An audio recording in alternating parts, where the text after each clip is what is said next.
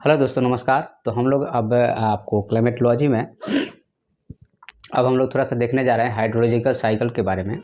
तो hydrological cycle में actual में क्या होता है कि जब सन रेज पड़ता है तो वाटर हीट होता है। वाटर हीट होगा तो क्या होगा, टेम्परेचर जब इंक्रीज करेगा तो वाटर वेपर में कन्वर्ट होने लगेगा और वही वेपर जो है सो आसमान में जाएगा और टेम्परेचर रिड्यूस होगा। तो चूँकि वह वेपर जो है सो किसके साथ गया है, हवा के साथ गया है। तो हवा के साथ में तब गया है जब टेम्परेचर था, अब टेम्परेचर नहीं है तो हवा उसको छोड़ देगा। जब हवा उसको छोड़ देगा तो वह पानी के बूंद के रूप में नीचे टपक जाएगा और यह जो है सो एक कंप्लीट साइकिल होता है। तो आज हम लोग इसी के बारे में देखेंगे। जो बच्चे यूपीएससी, पीएससी, एसएससी या जिसका ज्योग्राफी ऑप्शनल है उसके लिए मैं एक तरह से कहा जाए तो रामबाण है यह लेक्चर। तो आप लोग इसको ज़रूर देखिए। चलिए हम लोग शुरू करते हैं इसको, हाइड्रोलॉजिकल साइकिल को।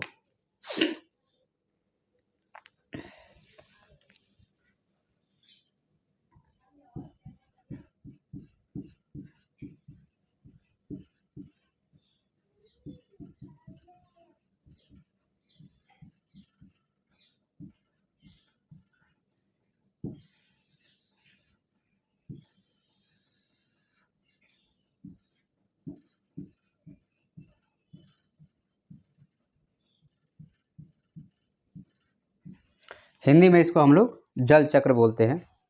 चलिए हम लोग इसकी शुरुआत करते हैं कि यह क्या चीज़ है। जनरली क्या होता है कि आपका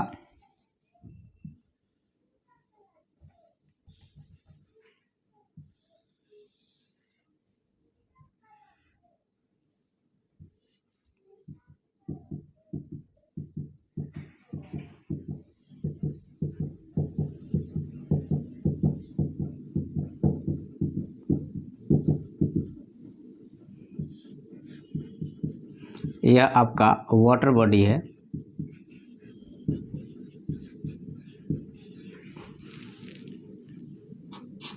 ठीक है, यह वाटर बॉडी हो गया।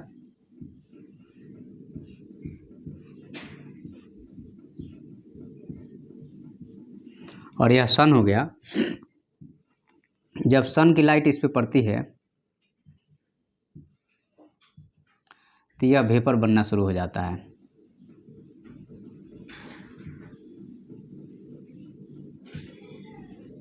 और यहाँ पे जा कर के आपका एक बादल का निर्माण हो गया। ठीक है, तो यह जो है आपको दिख रहा है कि नहीं दिख रहा है, एक बार देख लेते हैं हम। सॉरी। तो यह जो है आपका जो आपका वेपर है वह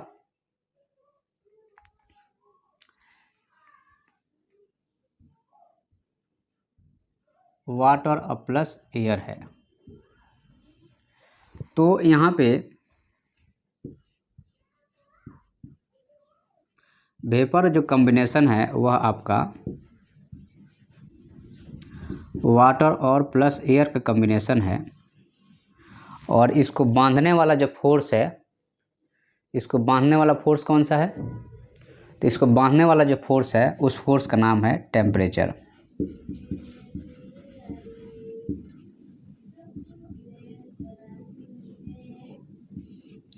तो अब यहाँ पे मान लीजिए कि यह सरफेस था। Suppose that this is the surface and this is the water body and vapour forming and vapour going upward. Okay, तो वेपर जब अपवर्ड जाएगा, दैट इज द मूविंग, तो हाइट यहाँ बढ़ेगा तो टेम्परेचर जो है सो इसका क्या होगा, रिड्यूस होगा। हाइट बढ़ा तो टेम्परेचर रिड्यूस हुआ और जब टेम्परेचर एक पॉइंट के बाद ज़्यादा ही रिड्यूस हो जाएगा तो फिर से यहाँ पे वाटर अब प्लस एयर हो गया। अब यह वाटर जो है सो बूंद के रूप में फिर से बरस गया। तो इस पूरे सिस्टम को हम लोग, चूँकि यह जो है सो जहाँ चले थे वहाँ फिर से पहुँच गए, दैट इज़ द होल जो सिस्टम है, होल सिस्टम को हम लोग बोलते हैं water cycle. This is the water cycle. Okay, तो अब हम लोग यहाँ पे इसको फॉर्मली शुरू करते हैं। मैंने आपको समझा दिया कि एक्चुअल में इसमें हो क्या रहा है। अब हम लोग इसको शुरू कर सकते हैं।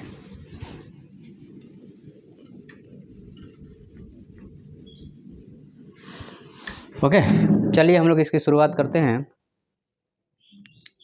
तो यहाँ पे आपका ये आपका हो गया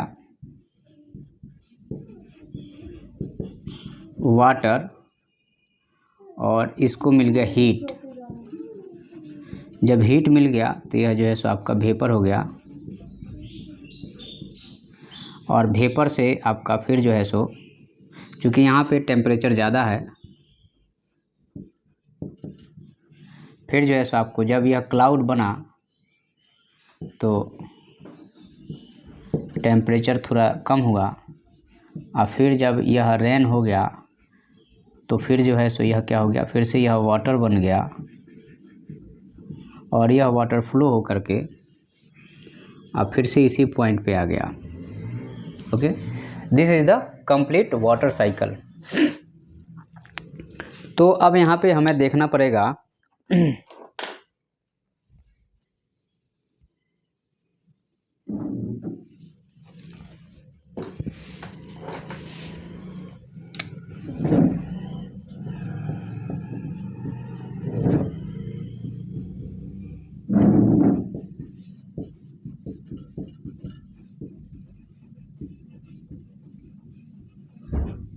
सन is the driving factor.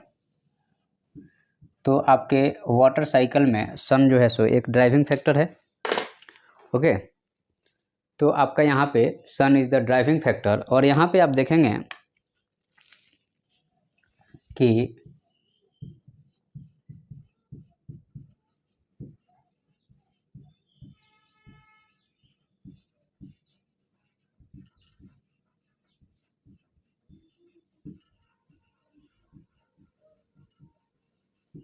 Total energy of universe जो है सो कंजर्व है,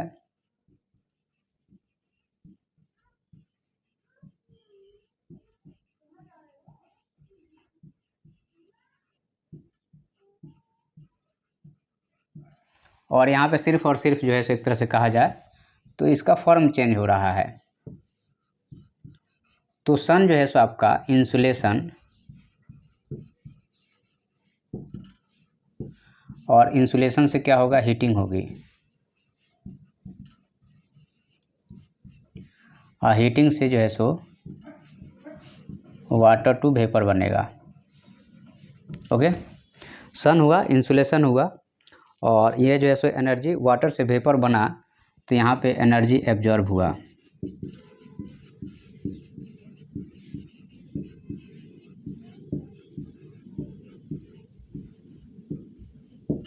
ठीक है, जब आपको वाटर से वेपर बना तो हियर एनर्जी क्या हुआ, एब्जॉर्ब हुआ। अब यहाँ पे तो इसको हम लोग एनर्जी एब्जॉर्ब हुआ तो यहाँ पे हीटिंग हुई, तो इस प्रोसेस को हम लोग बोलते हैं आपका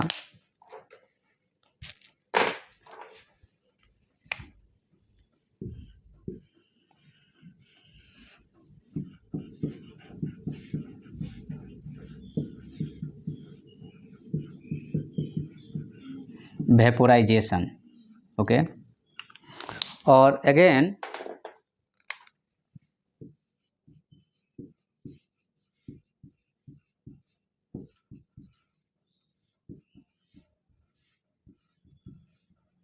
जब वेपर से वाटर बनेगा तो इसको बोलते हैं हम लोग कंडेंसेशन।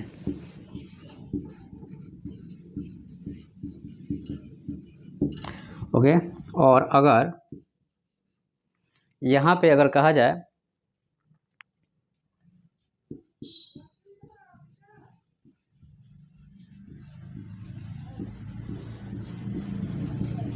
वेपर से अगर सॉलिड बन जाए तो इस प्रोसेस को हम लोग बोलते हैं आपका सब्लिमेशन।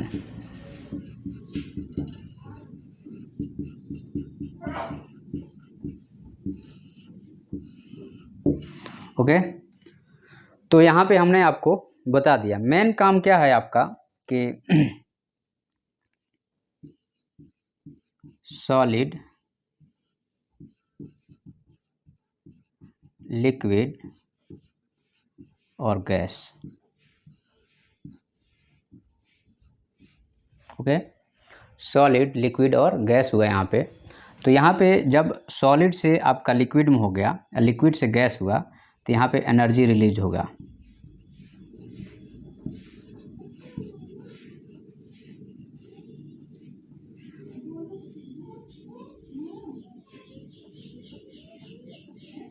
नहीं, यहाँ पे एक्चुअल में एनर्जी एब्जॉर्ब होगा।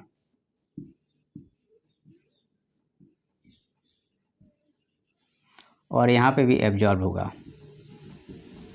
और उल्टा चलेंगे तो रिलीज होगा। ठीक है। और यहाँ पे एक ये भी प्रोसेस होता है जिसको हम लोग अभी अभी बताए, सब्लिमेशन। तो यह जो है सो आपका एनर्जी रिलीज हो रहा है या एनर्जी एब्जॉर्ब हो रहा है। ठीक है, यह जो है सो डिपेंड करता है कि आपका प्रोसेस कैसा चल रहा है, फॉरवर्ड है या बैकवर्ड है। चलिए आगे बढ़ते हैं, हम लोग मैकेनिज्म को थोड़ा समझ लेते हैं।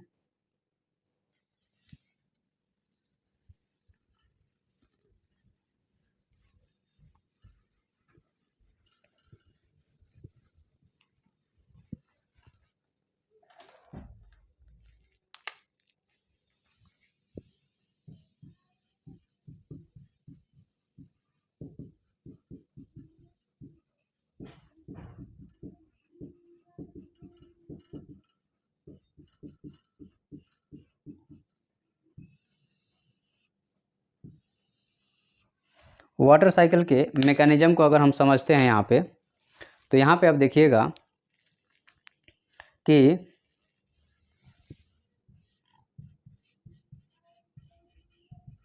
रेन होने के बाद में वाटर फ्लो करता है, वाटर फ्लो करता है आपका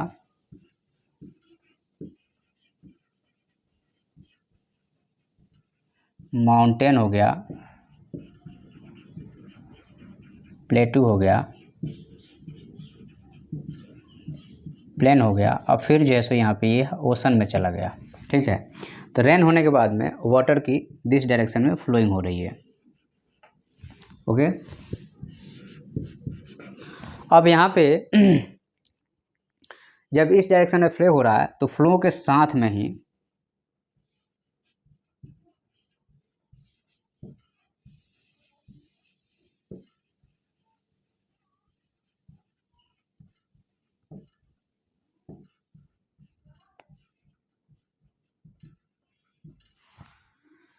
पर्कुलेशन भी होगा, मतलब कि ग्राउंड वाटर में जैसे ये फ्लो होते जाएगा और वाटर जो है सो ग्राउंड के अंदर चला जाएगा, बनते जाएगा, तो वाटर टेबल एक बनते जाएगा। ठीक है,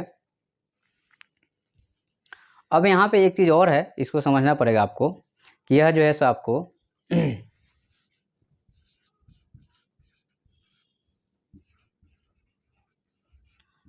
ओशन है और यहाँ पे लैंड है, तो यहाँ पे आपका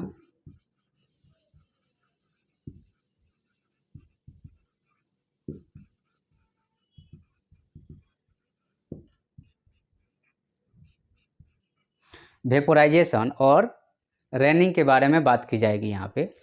तो अगर हम वेपोराइजेशन की बात करते हैं यहाँ पे, तो आपको 86% है ओशन में और 14% है लैंड पे। और जब हम यहाँ पे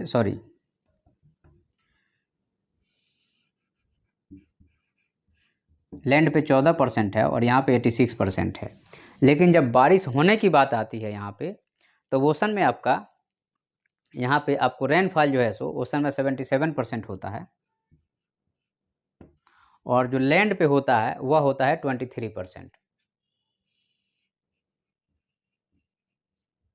ठीक है, तो यहाँ पे ये दो चीज़ें जो है सो आपका, तो अब यहाँ से आपसे पूछा जा सकता है कि बताइए आप कि जो है सो आपको कॉन्टिनेंट पे 29% है, तो ओशन जो है सो 71% है, इवेपोरेशन 86% हो रहा है। यहाँ पे क्वेश्चन बन रहा है कि ओशन जो है आपका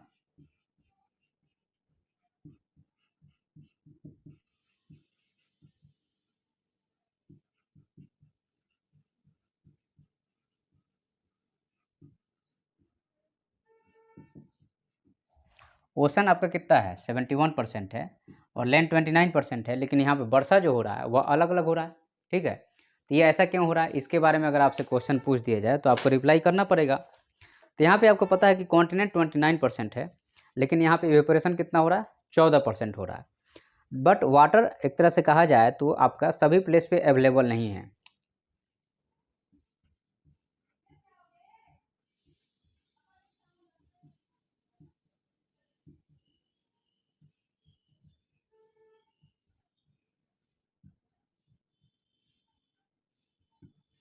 वाटर जो है आपका सभी प्लेस पे अवेलेबल तो है नहीं, तो जहाँ पे होगा वहीं पे इवेपोरेशन होगा। तो यहाँ पे 86% जहाँ पे जितना मतलब कि लाइट मिल रहा है उसके हिसाब से वो इवेपोरेशन हो रहा है। और दूसरा चीज़ यहाँ पे यह है कि आपका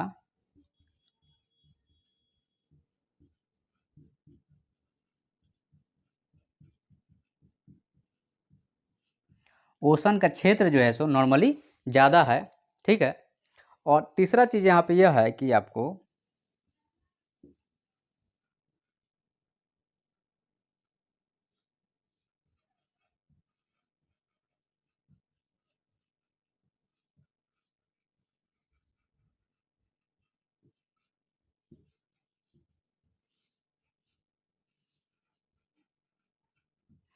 तो यहाँ पे आपका लैंड पे अगर ज़्यादा रेन हो रहा है, इसके कारण क्या है कि यहाँ पे एयर का मूवमेंट है, इस चीज़ को आप ध्यान रखिए, ठीक है। ओशन का क्षेत्र ज़्यादा है और यहाँ पे आपको ज़्यादा रेन हो रहा है, उसका रीज़न क्या है कि इसका जो है सो एक तरह से कहा जाए तो एयर का मूवमेंट के कारण ये सारा इनबैलेंस को आपको मेंटेन किया जा रहा है। अब हम आगे बढ़ते हैं, यहाँ पे आपको ये चीज़ समझ में आ गई होगी। अब हम यहाँ पे आगे बढ़ते हैं और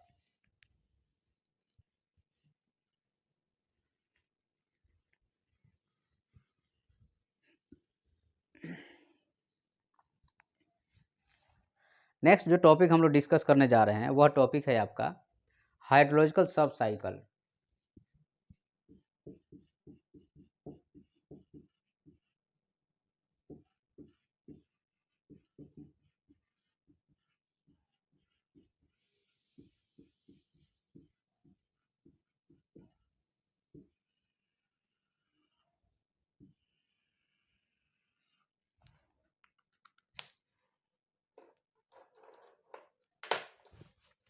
तो जो हाइड्रोलॉजिकल सब साइकिल है यह क्या है, इसके बारे में अगर हम देखें तो यहाँ पे दो तरीके से हो रहा है।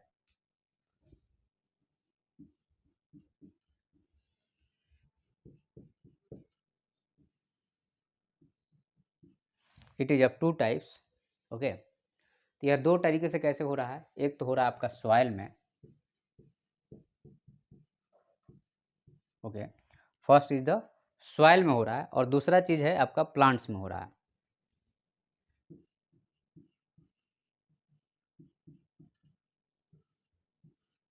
First is the soil and second is the plant. तो यहाँ पे क्या हो रहा है,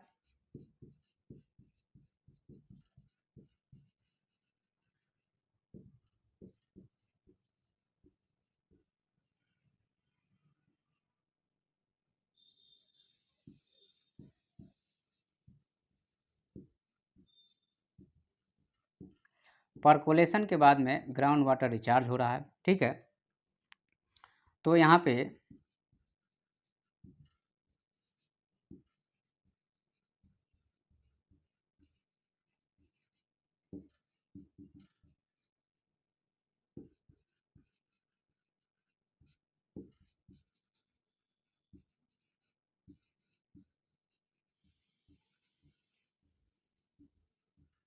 तो आपका मानसून में और विंटर सीजन में जो बारिश होती है उससे आपका ग्राउंड वाटर का फॉर्मेशन हो गया यहाँ पे, ओके।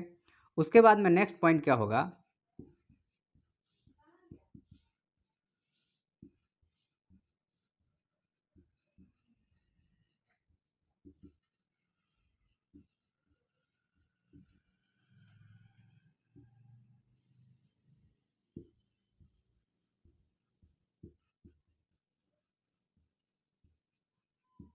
और जब समर आएगा तो कैपिलरी एक्शन के द्वारा क्या होगा कि वाटर का इवेपोरेशन शुरू हो जाएगा। कैपिलरी एक्शन क्या है इसको समझ लीजिए आप। यह है, मान लीजिए कि आपका this is the pot, okay. तो यह एक जार हो गया और आप क्या करते हैं कि आपको अगर गांव में रहे होंगे तो आपको पता होगा, हम लोग क्या करते हैं थे पहले बचपन में, यहाँ पे एक कपड़े की लत्ता डाल देते थे, कपड़े सूती का, और इसमें हमने केरोसिन तेल भर दिया और यहाँ पे आग लगा दिया, तो यह लौ जो है सो आपका जलता था। तो ये कैसे हो रहा है, क्योंकि कपड़े के साथ में एक कनेक्शन बन गया है इस तेल का और यहाँ तक ये जा रहा है और लगातार इसका कंजम्पशन हो रहा है, कंजम्पशन और ख़त्म हो रहा है। सेम ऐसे ही काम होता है ग्राउंड पे। ये वाटर टेबल है, this is the water table. और चूँकि ये पानी ऐसे आया है अब पानी क्या होगा कि जब यहाँ हीट बढ़ेगा तो इवेपोरेशन शुरू हो जाएगा, तो यह पानी का फ्लो जो है सो धीरे धीरे ऊपर जाएगा, धीरे धीरे ऊपर जाएगा, इसी को कैपिलरी एक्शन कहा जाएगा। तो ये सिर्फ पानी ही नहीं ले जाएगा, मिनरल्स भी ले जा करके यहाँ पे फैला देगा और ज़मीन यहाँ से ऊसर हो जाता है, ज़्यादा रेह भूमि जो कहा जाता है वही कैपिलरी एक्शन है।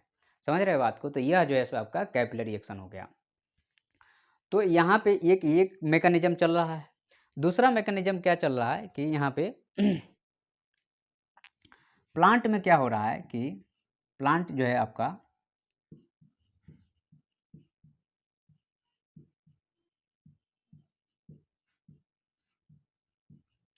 ग्राउंड वाटर के कारण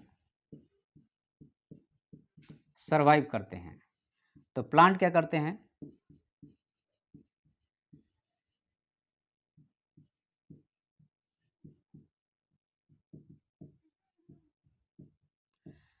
take groundwater by their roots and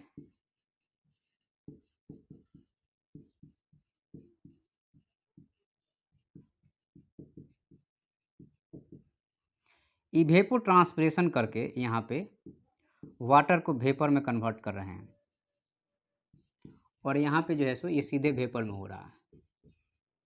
evapotranspiration का मतलब ये हुआ, ये लीफ हो गया, तो इसका जो है सो ओपनिंग जो है ये ओपन होता है और सनलाइट यहाँ पे पड़ता है और CO2 और प्लस H2O से आपका C6H12O6 बन रहा।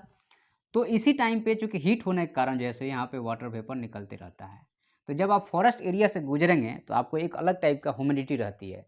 तो फॉरेस्ट एरिया में ह्यूमिडिटी बढ़ने के कारण क्या होता है, यही इवेपोरेट ट्रांसपिरेशन ही होता है, जिसके कारण फॉरेस्ट एरिया में ह्यूमिडिटी मेंटेन रहती है। समझ रहे बात को? तो ये हाइड्रोलॉजिकल सब साइकिल है, मेन साइकिल नहीं है, यह जो है सो सब साइकिल है। छोटे स्केल पे जो हो रहा है ये लेकिन लगातार हो रहा है। ठीक है, तो ये जो है मैंने आपको बताया कि ये सब चीज़ें कैसे चल रही है। और रूट जो है एक तरह से कहता है, रूट वाटर को कंट्रोल करता है। जो आपका रूट है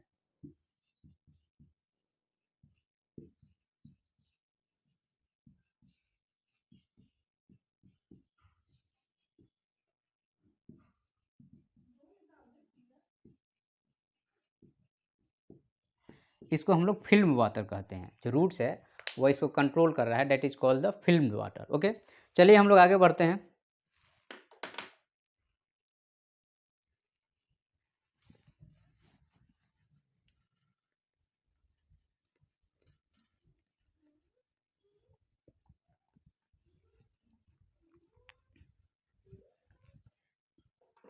problems of the water cycle.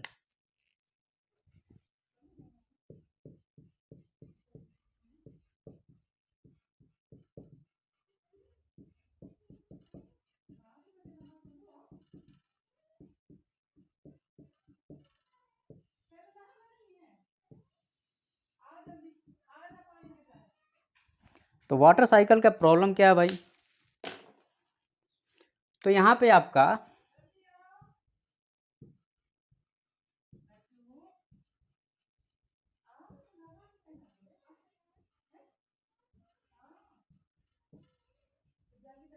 सारे प्लेस पे वाटर साइकिल एक समान नहीं है, पहला प्रॉब्लम है। दूसरा प्रॉब्लम है यहाँ पे कि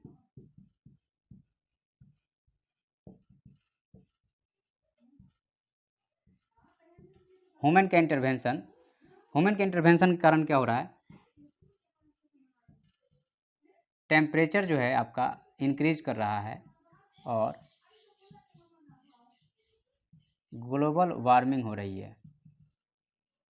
और ग्लोबल वार्मिंग हो रही है तो दूसरा चीज़ यहाँ पे हो रहा है, डिस्टर्ब्ड वाटर साइकिल। और फिर जो है सो आपका क्लाइमेट चेंज हो रहा है। और जब क्लाइमेट चेंज हो रहा है तो एक तरह से कहा जाए तो यहाँ पे आपको ट्री कटिंग बढ़ रही है, और ट्री कटिंग बढ़ रही है तो आपको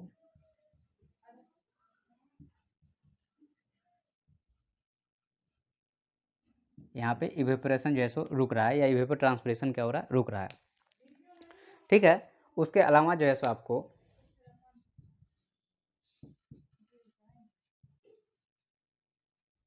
इनबैलेंस इरिगेशन हो रहा है। ओके, तो ये सब जो है सो आपका एक तरह से कहा जाए तो वाटर साइकिल के प्रॉब्लम्स हैं। ठीक है, तो इस लेक्चर में इतना ही था।